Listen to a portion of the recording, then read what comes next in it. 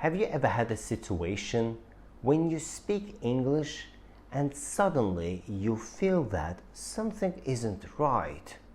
There is something wrong with my sentence. And even if your grammar, vocabulary, and pronunciation are correct, it still doesn't sound right. The first reason is you are translating from your native language. Also, it might be because of the unnatural way of speaking. And finally, you may know the definitions of phrases, but you use them incorrectly. Now, please look at this sentence and analyze it. We enter there, use our only attempt, and the task is in the hat. Do you even understand what I want to say? Yeah, I thought so. In one of my native languages, this sentence makes sense. But for you guys, it may sound like nonsense. And you are absolutely right, because it is nonsense.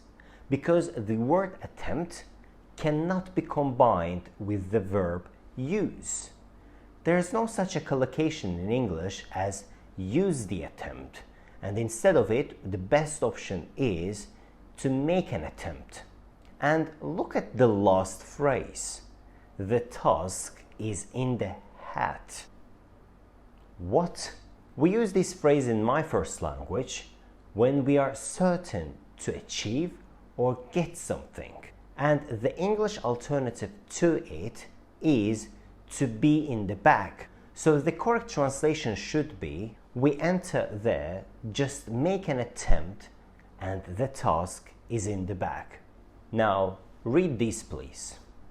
All the septuagenarians and octogenarians are alleged to stay at home due to falling precipitations. If you want someone to hate you, just say it to that person. It sounds absolutely ridiculous. But let me explain why. Septuagenarians are people that are in their 70s, and octogenarians are people in their 80s. Although those two phrases are used correctly, I have never seen someone using them. The next phrase is alleged, and it sometimes can be used as a synonym of supposed, but not in this case. The structure to be alleged to means accused but not proven. For example, he is alleged to be a robber. It means people think that he is a robber, but there is no proofs. Or they are alleged to have stolen my neighbor's car, which means it's thought that they have stolen my neighbor's car. So in my sentence, to be alleged to must be replaced with to be supposed to. And the last phrase is falling precipitations. Precipitation is water that falls from the clouds toward the ground, especially as rain or snow. But it's never combined with the phrase fall. We may say snow falls or rain falls, but not precipitation. If you remember, I said that you sound unnatural, and that was the second reason I mentioned. So, in order to sound natural, this sentence should be paraphrased into something like this.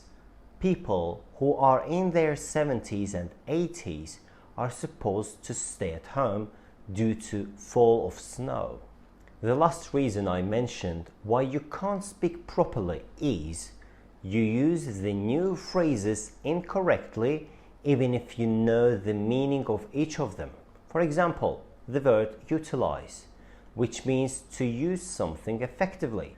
But it's a very formal expression, and you will sound unnatural if you say something like, it's hot in here. You should sometimes utilize the air conditioner. Or the word digest. We usually use it with foods or drinks according to its basic definition. But it also means to understand, though we can say something like, it takes time to digest each other when you are in a long-term relationship. Just translate this sentence to see how ridiculous it sounds. Because the phrase digest means to understand if you need some time to comprehend something after reading or hearing about it. So, I've included just 3 reasons to my video why the English learners don't sound fluent. Nevertheless, there are more than that. But how can I sound fluent? I think it's a great question to have a next video on. If you're really interested in developing your speaking skills, let me know in the comment section below, and in my next video I will tell you how you can stop translating, how to use the newly learned vocabulary correctly, and what you should do to sound naturally. But for now, this is the end, guys. I hope this video was helpful. If so, please like it and share it with your friends. And of course, I'm going to see you in the next one. Have a nice day. Bye bye.